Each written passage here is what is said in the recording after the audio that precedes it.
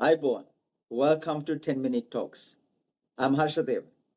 Today, I'm really happy to welcome Arinolah Elizabeth-Nite Omollo. She's the manager for the Institute for Economics and Peace in Nairobi, where she leads positive peace initiatives across East Africa. Arinola is also a visionary leader in program strategy and delivery, working to empower women, youth, and communities to live purpose driven lives.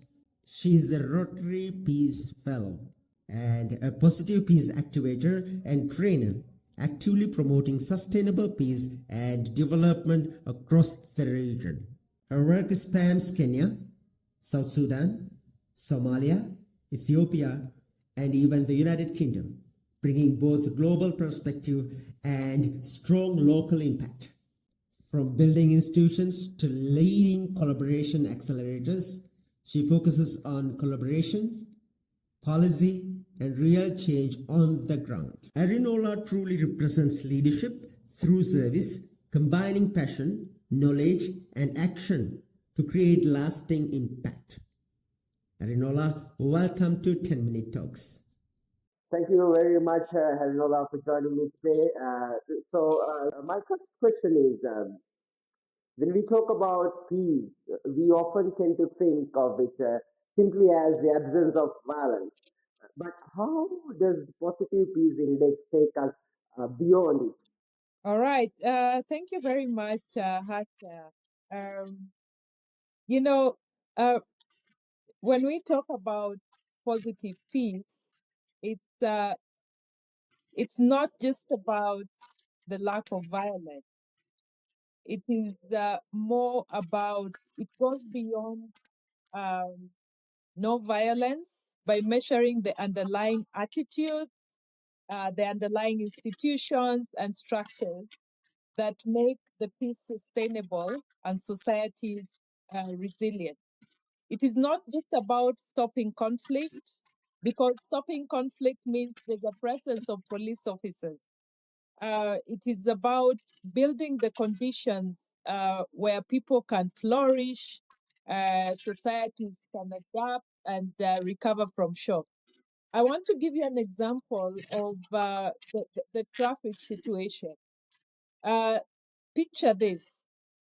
When we have many traffic officers on the road, uh, the motorists behave, even with traffic light.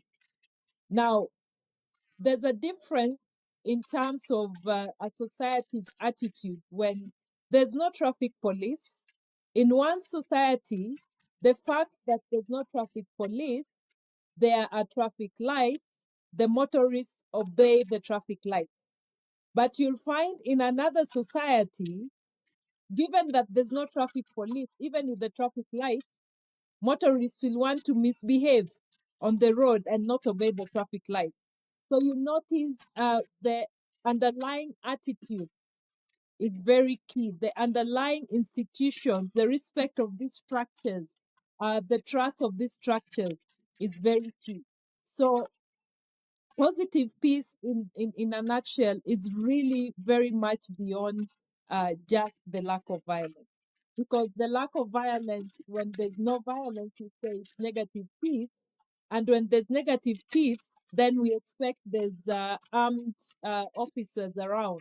So what happens when the armed officers are not there? So with positive peace, it is about the attitude, the structures, the institutions, with or without armed officers.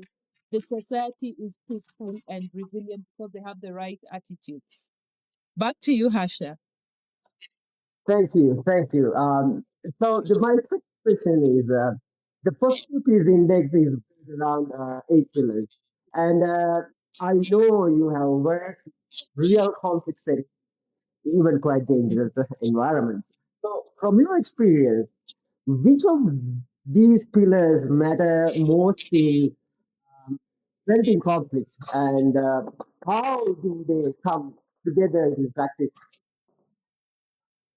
Wow, thank you very much. That's interesting. Whenever I get a question about which pillars matters most, in practice, all pillars work together. In every circumstance, you notice that there's always a presence of each of the other pillars. Maybe there's just a dominant one. But the most powerful signal is the gap between negative peace and positive peace. When a society looks peaceful on the surface, but positive peace is weak, then there is a positive peace deficit.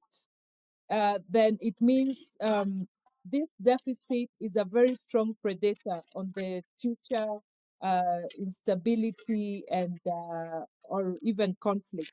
So the most strategic focus, therefore, is to close the gap between positive peace and negative peace, and the society should really tend towards not only improving one pillar in isolation, but working towards moving towards closer towards positive peace. Because again, it's not it's an ideal. It's not a perfect. We can't achieve perfection in society. Now, in conflict situations, it is therefore critical to, from experience, what I've seen and the recently launched Global Terrorism Index. It is very critical to improve, for example, the levels of corruption, acceptance of rights of others, good relations with neighbors, sound business environment, and well-functioning government. In conflict situations, we've seen those are the indices that really do badly. Now, as peace improves, then free flow of information, equitable distribution of resources, and high levels of human capital will start improving as well. Now, if you notice the critical pillars that from research we've seen do very badly in conflict situations, those pillars you notice are very much around trust building around trust on the underlying institution.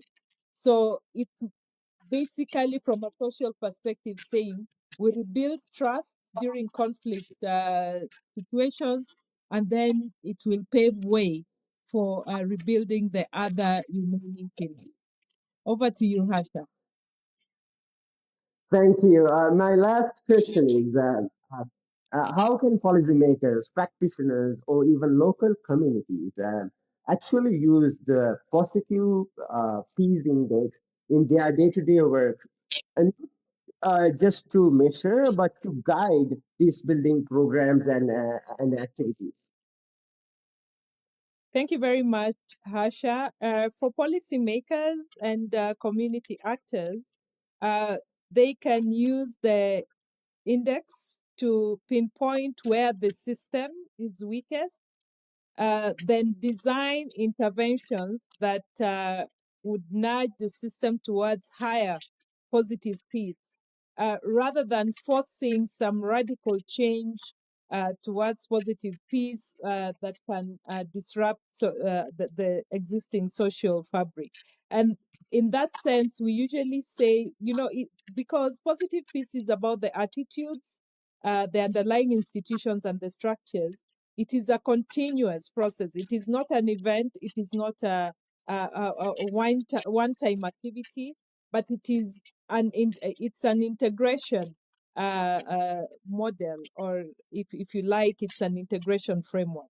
So positive peace index is just that tool that will help us identify which area of the system is weakest for us to be able to design relevant policies and relevant community initiatives that will drive towards achieving a sustainable and resilient society. Back to you, Harsha. Thank you, Arinolah. It was a pleasure to talking to you. Thank you very much. You're welcome. Thank you.